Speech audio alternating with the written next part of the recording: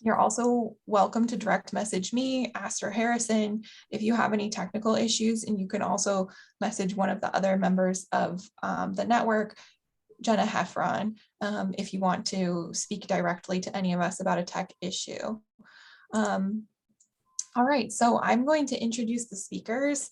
Speakers, you're also invited to describe yourself or add to the description however you would like, and then we will get started. All right, so before we begin, Aster, sorry. Yeah. Just to ensure that Ibrahim is able to access, if everyone could turn off their videos unless you're speaking, just in terms of the bandwidth in Sierra Leone. Perfect. Yes. Thanks. Thank you so much.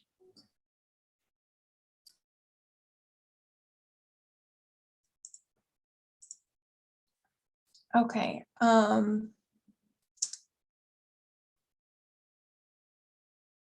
And it looks like that picked up your voice too, Janet. That's what I was checking. All right, so without further ado, I'll introduce you to our speakers. So first we have Janet Njelesani, who's an assistant professor in the Department of Occupational Therapy at New York University. She's a global health researcher and occupational therapist who uses critical qualitative methodologies to investigate participation for people with disabilities. She has a breadth of research and clinical experience. In recent years, she's published several studies about people with disabilities in West and East Africa, including the study set in Sierra Leone, which we will be discussing today. Second, we have Gail Teachman, who's an assistant professor in the Department of Occupational Therapy at Western University in Ontario, Canada. Dr. Teachman uses critical, qualitative, and participatory research methodologies to examine experiences of social inclusion and participation among children with disabilities. Dr. Teachman recently guest edited a special issue of the International Journal of Qualitative Methods, which focused on ethical and theoretical considerations for doing research together with children. And last but not least, joining us from Sierra Leone, we have Ibrahim Richard Bengura, who is a disability consultant and operations manager at Freetown Cheshire Home for Children with Disabilities in Freetown, Sierra Leone. He holds a Master of Arts in Special Education or Special Needs and Inclusion from Roehampton University in the United Kingdom. He contracted polio when he was 4 years old and was brought to the Freetown Cheshire Home, where he received both primary and secondary school education. He is an active disability rights activist and has served with many NGOs working in disability rehabilitation for persons with disabilities and organizations of persons with disabilities in Sierra Leone. I will hand it over to our speakers. Thank you so much.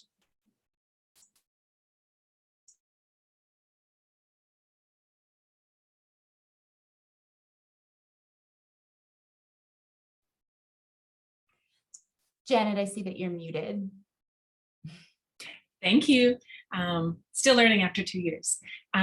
So thank you for that introduction, Aster. My name is Janet Njelesani. I am currently living in New York, but I'm from Canada, and I am a white, cisgender, English-speaking occupational therapy scholar. Today, I'm wearing glasses, I have short hair, and I'm wearing purple-colored short sleeve shirt. I don't identify as a person with a disability, but my field of research is in occupational therapy, global health, and disability studies. My surname is Njelesani, and that is because I married into a family from Zambia, and that is where a lot of my work takes place. I'd now like to hand it over to my colleague, Gail Teachman.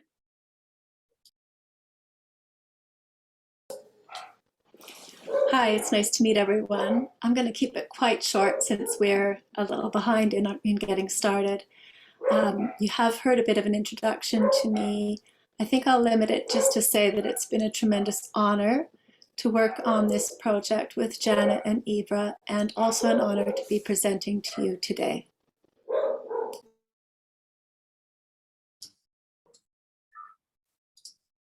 Thanks, Gail. Ibra, are you able, did you want to add more information in terms of your introduction?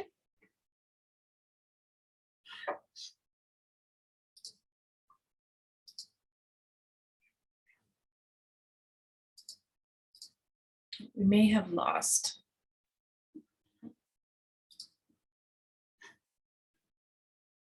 Good. Can you hear me now? Yes, perfect. Yes, I was muted. I was muted. Not sure I wanted to add much more. Just to say hi to everybody from Sierra Leone. It's hot right now. It's shining, but next month we'll have the rainy season. Thanks again. Thanks for that. So I'm going to now share my screen and we will commence our presentation.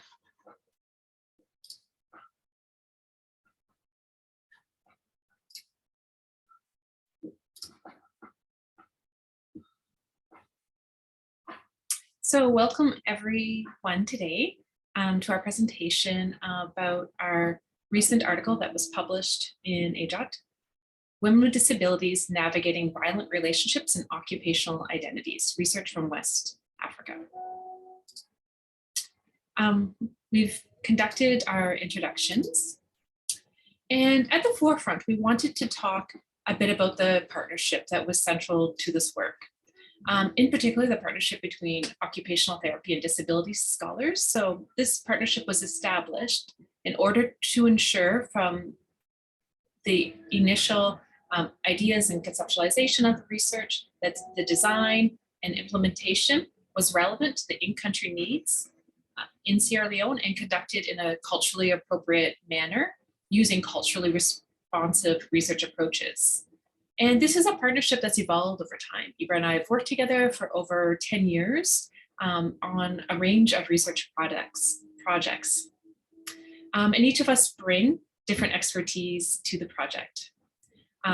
So for example, Ibrahim, as you'll learn today, does a lot of great work and is focused on doing disability advocacy within the country.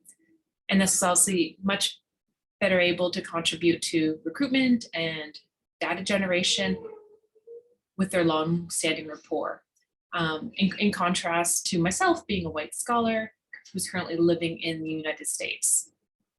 And we also realized that, given the topic of this research, that we needed an interdisciplinary response given the complex issues that would be raised. And so we purposely chose partners with varying backgrounds and disciplines to engage in the study. So this is considered not only an international partnership, but also a disability studies and occupational therapy research partnership.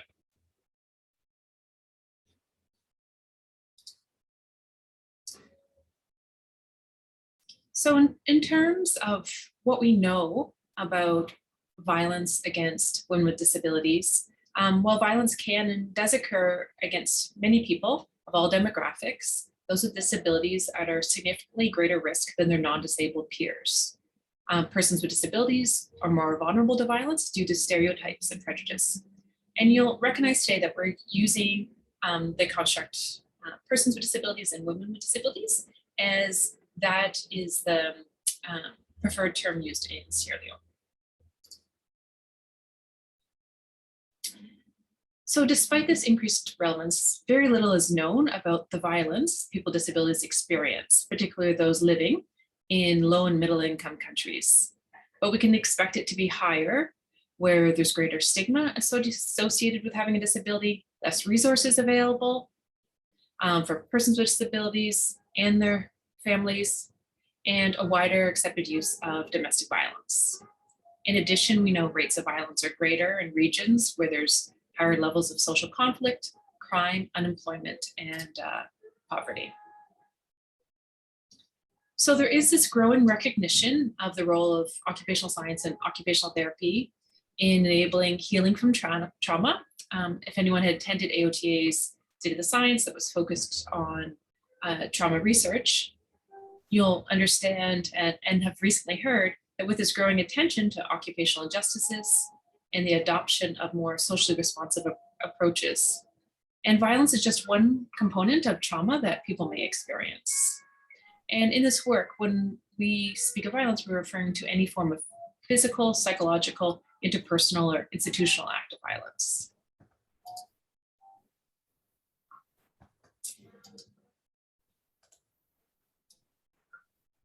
So the focus of our work was to examine the disability-based violence experiences of women with disabilities in Sierra Leone. And the basis for this work is being in an intimate relationship is an integral part of social participation in many societies and a desired occupation for many people. In particular, for women living in places where relationships can provide material support, intimacy, social integration, and increase chances of survival. How and with whom women enter into these relationships is governed by societal norms. And some of these norms in Sierra Leone include that husbands have full control and rights over the bodies and sexualities of their wives, and physical and sexual violence can demonstrate affection. Women with disabilities living in Sierra Leone are at a greater risk of violence as a result of these gender norms, in addition to the disability stigma. This disability-based violence is an occupational injustice that limits their occupational choices and participation in daily activities. It also affects their quality of life, relationships, physical and mental health, and on a broader level undermines community cohesion and their development. However, this topic has received very little attention in the literature, and in particular, none has previously examined disability-based violence against women in West Africa from an occupational approach. Ibra, if you'd now like to tell us more about the context of where the research occurred.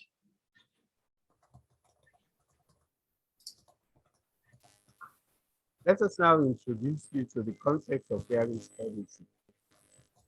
Sierra Leone is a small West African country with approximately an area of 71,740 square kilometers. It has a population of over 7 million. Sierra Leone is made up of mainly 70% Muslim with an influential Christian minority. Sierra Leone gained independence from the United Kingdom in 1961. It has 8 ethnic groups which inhabit the country, with the 2 largest and most influential ones are the Feminist and the Bengura. About 2% of the country's population are Creole people, descendants of freed African American and West Indian slaves. English is the official language used in schools and government administration. Creole is the most widely spoken language across Sierra Leone, spoken by 97% of the country's population. Sierra Leone is rich in natural resources, especially diamond, gold, bauxite, and aluminum. Approximately half of the population live under the poverty line. Central to the historical and political context is Sierra Leone's civil war, which started in 1991 and ended in 2002, as well as the 2014 Ebola crisis.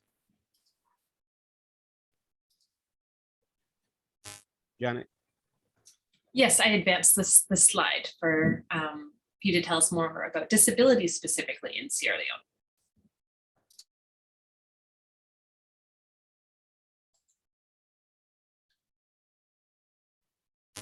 Disability in Sierra Leone. Approximately 70,000 people were killed in the civil war, and human rights violations, including amputation of body parts, sexual and gender-based violence, labor.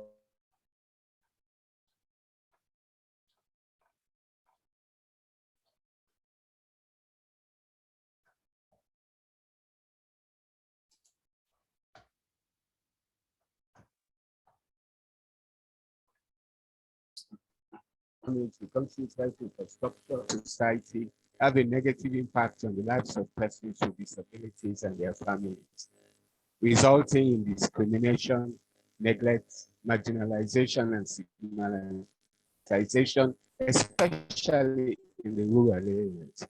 These beliefs are reflected in the language of the country.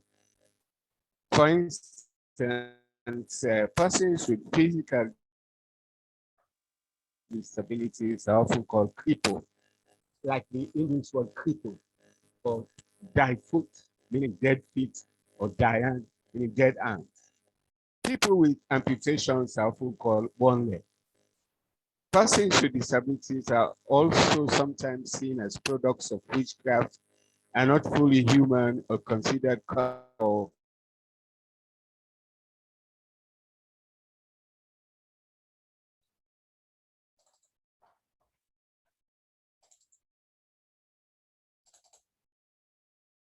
witchcraft. And that resulted in them splitting, and I was not to meet my mother for another 25 years. Also, children with disabilities are referred to as devil pikin, as in devil children or demon. Yeah.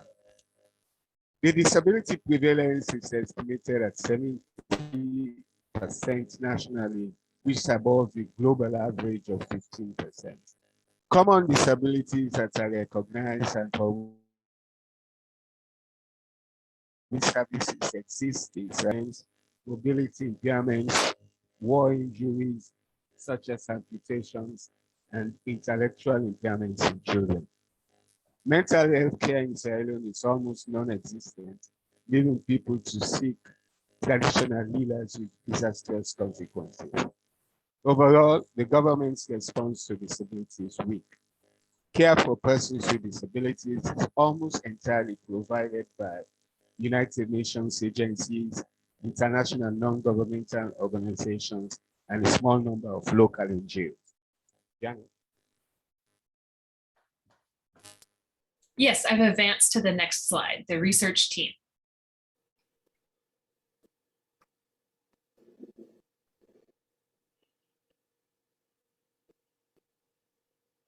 Yeah, the research team. Before we speak of the research methods, we want to acknowledge the rest of the members of the research team. They were key to ensuring that the findings respected and reflected the cultural implications and perceptions of disability in Sierra Leone.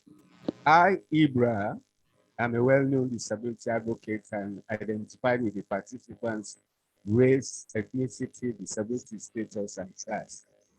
My work as a research assistant conducting interviews was invaluable as it influenced the willingness of the participants to participate and enhance the development of rapport. We also moved, the research was not centralized like in one town.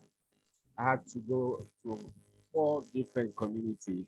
And in those communities, we had local women from those communities accompany me on interviews. This is to ensure that the women felt safe to speak with me. And also, there may be issues they wanted to discuss further of the delicate issue. Those women would come in and help me have that discussion with the ladies. Report back. Thank you, Janet. Thank you, Ibra, for introducing the context and the research team to us. Okay, we'll shift now to talking for a few minutes about the theoretical framework for the study. To understand the women's relationships experiences within Sierra Leone's historical, social, political, and cultural dimensions, we took a critical occupational approach. A critical occupational approach is a research methodology developed by Dr. Njelesani that illuminates how knowledge is produced when engaging in occupations and the assumptions and ideologies underlying human activity. It recognizes occupations as a site of knowledge production so that we can then problematize these occupations. Once we can make assumptions and ideologies visible, then we can open space to talk about and challenge them. This helps reveal the ethics or systems of value that underpin the ways we think about occupations and remind us that they are never really free or neutral. I have really often used Janet's critical occupational approach in my teaching and research. I especially love the way it provides guided questions that help to prompt critical reflexivity. I believe it has a lot of potential to help transform not only our research about occupation, but also our practices with individuals and groups.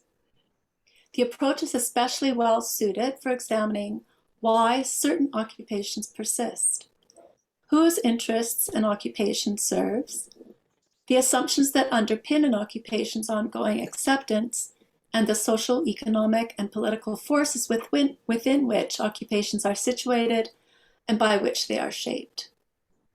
In this study, to complement the approach's emphasis on cultural and political nature of social occupations, we also drew on scholarship that integrates feminist and disability studies scholarship for theorizing the intersectionalities that shaped participants' experiences as women with disabilities. So as I've mentioned, Njelesani's critical occupational approach includes guiding questions, which you see here on this slide. These questions oriented our analysis of the purpose and meaning of the relationships that were narrated by women in the study within the context in which they were situated. The questions prompted us to consider whose interests these relationships and occupations served, and the assumptions that underpinned participants' decisions and their actions to continue or discontinue the relationship. As our analysis of the data progressed, this critical occupational framework, and specifically these guiding questions, helped to orient, or we could say attune us, to consider how broader social discourses, practices, and power relationships in this context influenced the women's social occupations. Last week, we felt it was very important to complement the critical occupational approach's emphasis on social, political, and cultural nature of social occupations for women with disabilities. So we drew on feminist disability scholarship as well, thinking of the work of scholars such as Garland Thompson, Mays, and Morris. Feminist disability scholarship integrates material, feminist, and disability theories, and provides an analytic tool for theorizing gender and disability dimensions of disabled women's experiences. Inherent to using this work is understanding disability as a dynamic construct rather than an individual problem, and also the influence of patriarchal norms that contribute to the construction of what are considered women's social occupations, including intimate sexual relationships. Use of a feminist disability lens enabled us to critique social models of disability in regard to their lack of attention to gender, calling attention to the intersection of various axes of difference that combine to produce forms of oppression and inequity, such as violence.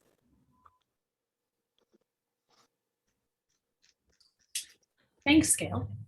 In terms of data generation, a qualitative study was conducted and data were generated through interviews and analyzed using reflexive thematic analysis.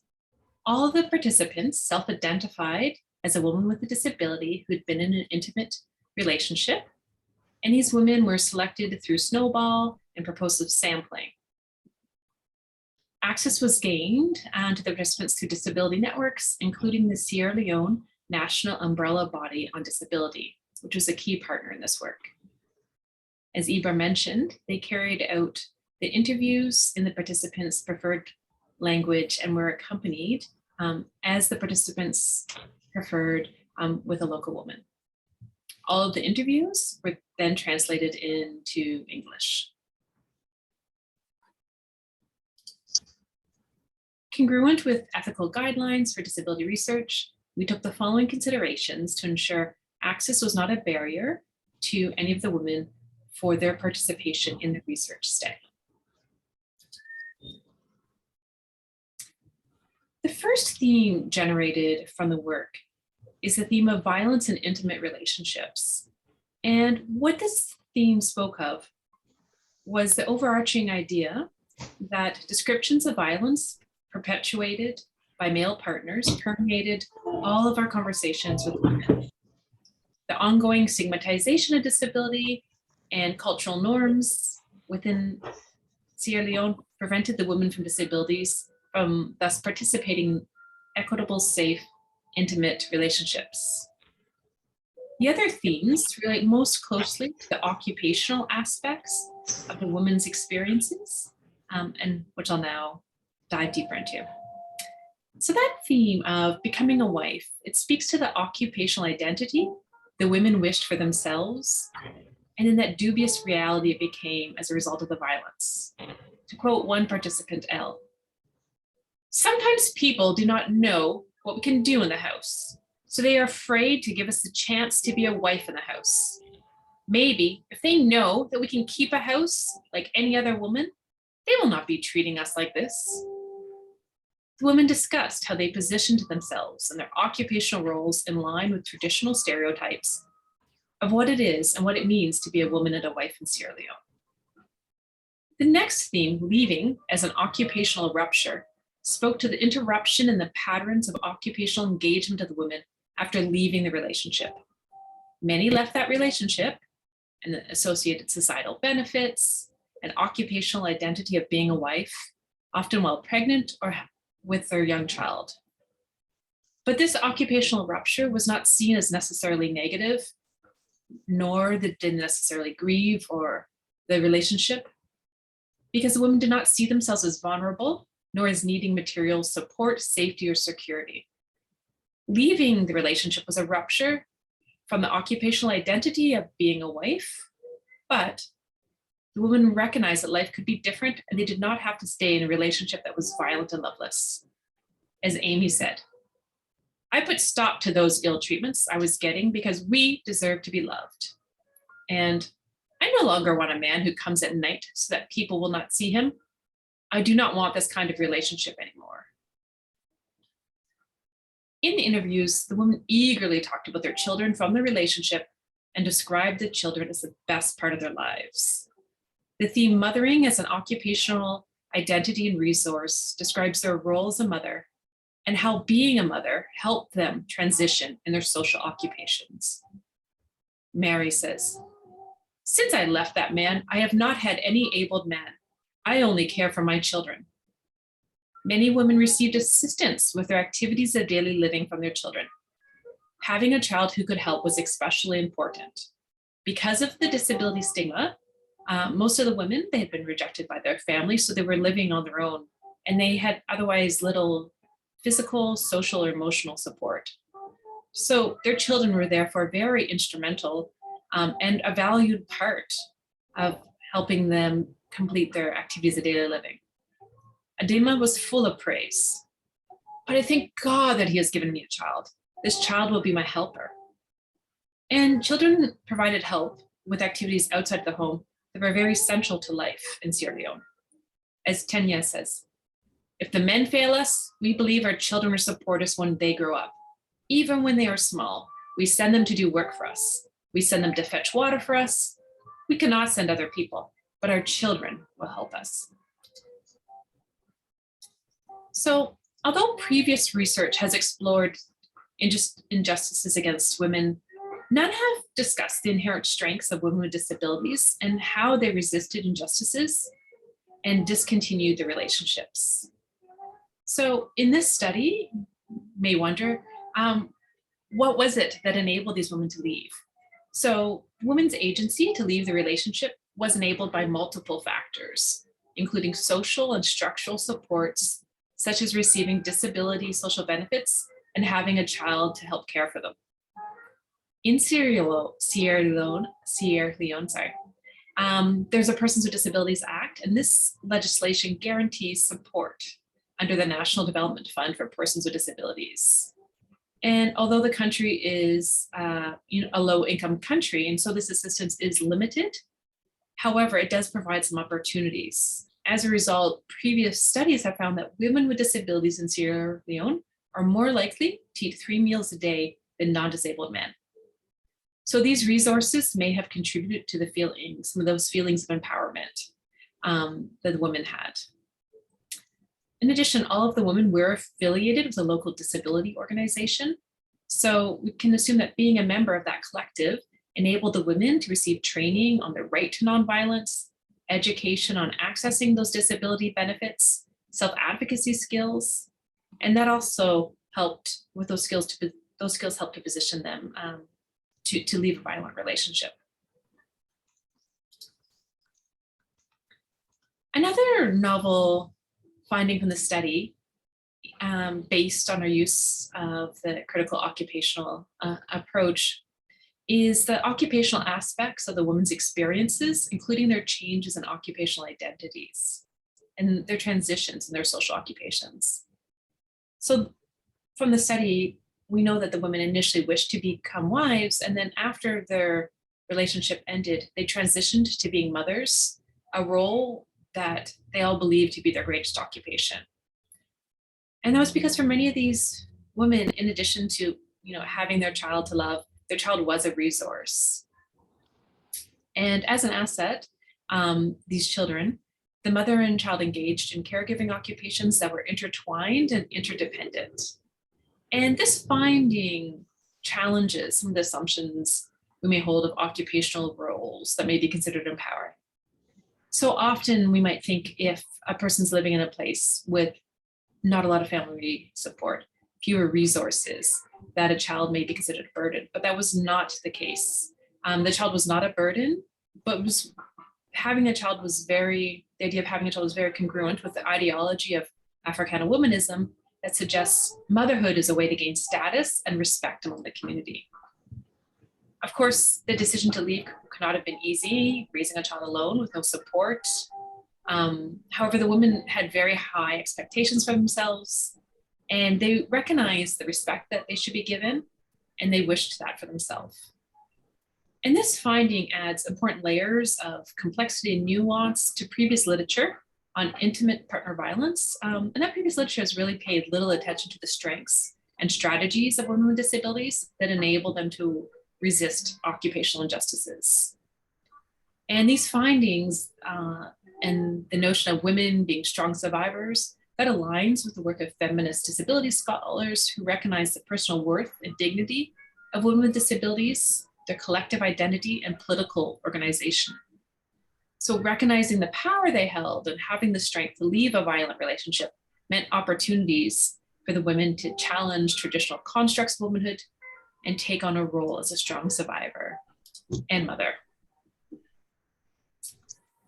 So in terms of the implications of the work, implications are directed at socially committed occupational therapists, in particular, thinking about how we may address systemic issues of disability and gender-based violence. Socially committed occupational therapists means considering how we advocate with women for access to disability benefits and community services, how we collaborate with women with disabilities, their organizations, and disabled persons organizations, in particular those that target economic development and protection. It also includes a call for advocating expertise that occupational therapists may offer in terms of the trauma-based interventions that can be tailored to meet the unique needs of women. And also tells us and makes us consider the additions that may be needed to education curriculum and continuing education programs to ensure that occupational therapists have the skills to begin to think about how to address these systemic issues. I'm just going to hand it over to Gail. Thanks. I think you might need to go back one slide, Janet. I'm not sure. But we also did want to just leave you with some thoughts about the key role and the value that we ascribe to bringing knowledge from disability studies into conversation with knowledge produced in occupational science and occupational therapy. It's our sense that for very long, these fields or disciplines have been ideologically opposed. And the dominance of biomedical understandings of impairment and disability has meant that occupational science and occupational therapy scholarship hasn't benefited to the extent possible from other ways of thinking about and responding to disability. Indeed, there's largely been avoidance of the tensions across these fields concerning how disability is conceptualized, and in turn, notions of how we might act in relation to disability. So through groups such as your network, we all have opportunities to frame these tensions as productive rather than distancing. As a group of authors today, we're humbled and very proud to share our work with you today and also our belief that both DS and occupational science and OT could benefit from sharing knowledge across our respective fields. So we celebrate the type of generative disruption that groups such as yours contribute. Thank you, Gail, for that lovely conclusion. At this time, we would like to open it up for discussion. We may start with anyone has any questions for clarification or other ideas in terms of how we may advance our work.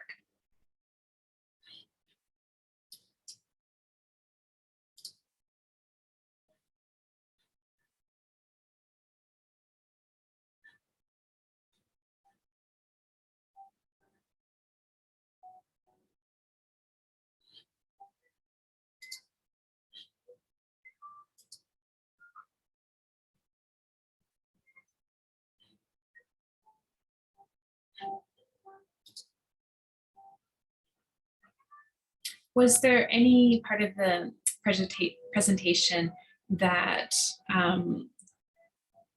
people considered to be illuminating, or something that you may not have expected, or that you having read the article, you were aware of the findings, but you wanted a little bit more information about? We also wanted to take the opportunity, as we are so fortunate to have us all on the call, if anyone would like to hear more about building the research collaboration, both in terms of from the international perspective with Ibrahim, and then also collaborating with disability studies experts such as he is.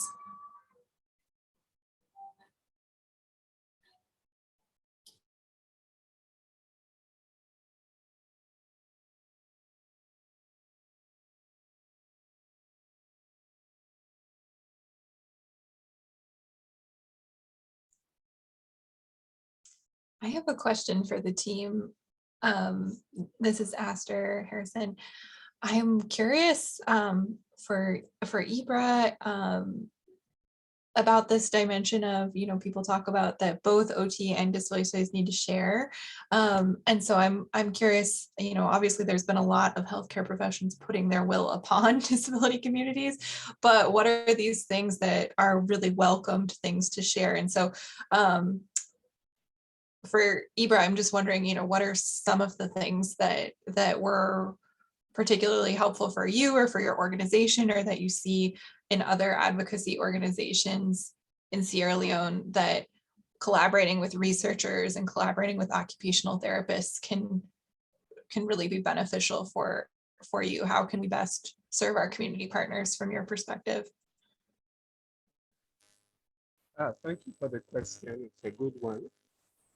Basically, much of what has happened regarding OT here in Sierra Leone has been providing services for persons with disabilities, and there has been very little research. I can't think of any research that has directly touched on OT in Sierra Leone. For me, this is one of the reasons why, I think that this research that we did this cross-section between disability and OT in this way is very appropriate.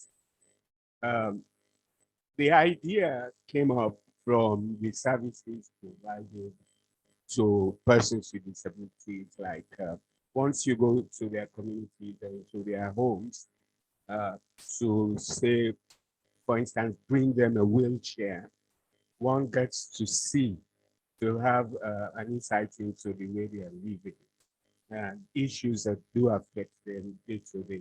And this is one of them. So I think this is very useful for us to expand it, not just for academics, but to bring this to OT practitioners here in Sierra Leone, bring this research to government officials, those duty bearers who are the ones that ought to provide services for persons with disabilities in a country such as ours. So I think I would look forward to collaboration with OT and OS so that we can delve the broader level, bring more people on board and look at the other side of it. These women were able to come out of their this injustice, but there are still thousands here in Sierra Leone who have not been able to come out, and they are still there, and this situation is affecting them. So we want to take a look at their situation too, and not just look at those survivors. This is a good research because it brings out the strength and it demonstrates that these women can have the power and the resources can be brought to them for them to leave those abusive relationships. But there are thousands yet out there who needs to be targeted, and we need to know what their situation is. And this is probably for Sierra Leone, but what about broadening it in other parts of Africa? Finding out what is the situation, is it the same as in Sierra Leone, or are they different? And I think it's important for us to have this dimension in the OT services wherein the research can bring out what's the condition, the real situation that is affecting women with disabilities in Africa or wherever in the world. Thank you. Did that answer your question? Yes, thank you. That was really helpful and a lot of food for thought. Thanks, Ibra. Yeah, I really appreciate that because that was, something to acknowledge that all of the participants were part of this disability collective. And so they were people who were part of the advocacy and the disability movement within Sierra Leone. And as you said, there's definitely, a larger majority of women with disabilities who are not a part of that collective, be it not having access. And in terms of, so there's a lot of work to do for all of those people that would be, considered to still be unseen and not a part and not have access to some of those resources. Yes, exactly. Yes.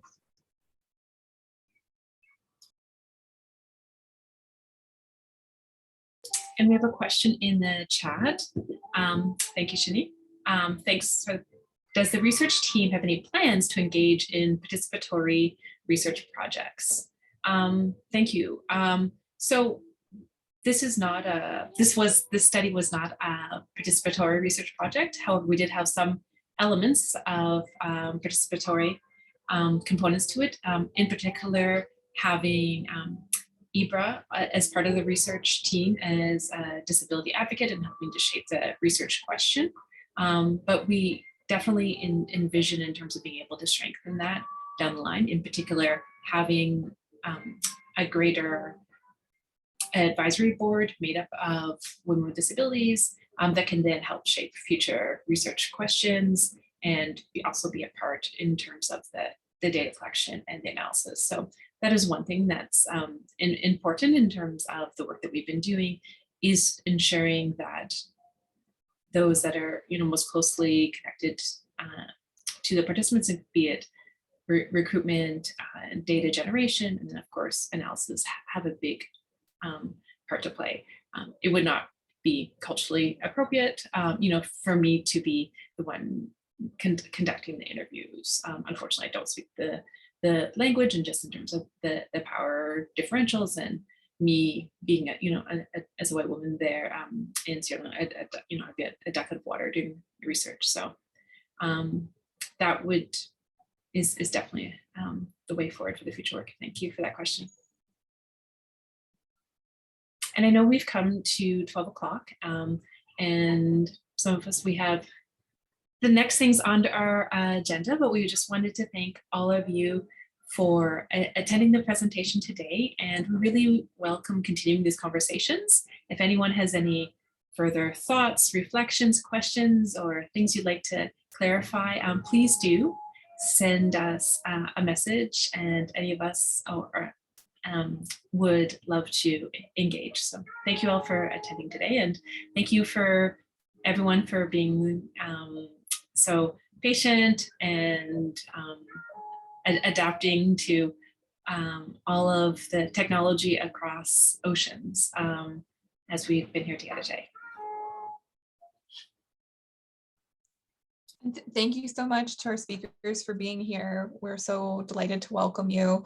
As I said at the beginning, we'll make a recording of this presentation available. We'll caption that recording. And also we do have an upcoming event in the summer.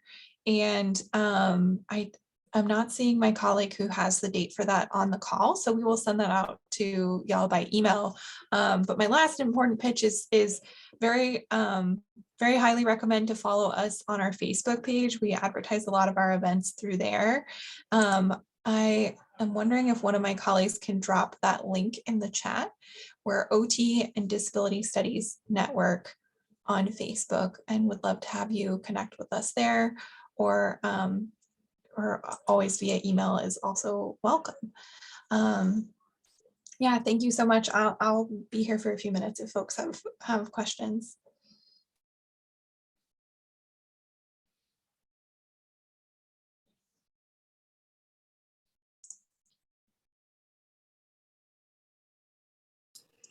Thanks, everyone. Yeah, I need to get on to the next meeting, so I'm going to tune out. But thanks for the opportunity to present and share our work. Happy to follow up with anyone. Thanks so much for being here. Thank you. Bye, everyone. Thank you, everyone. Bye-bye. Thanks, Ibra. Thank you The so connection much. was perfect.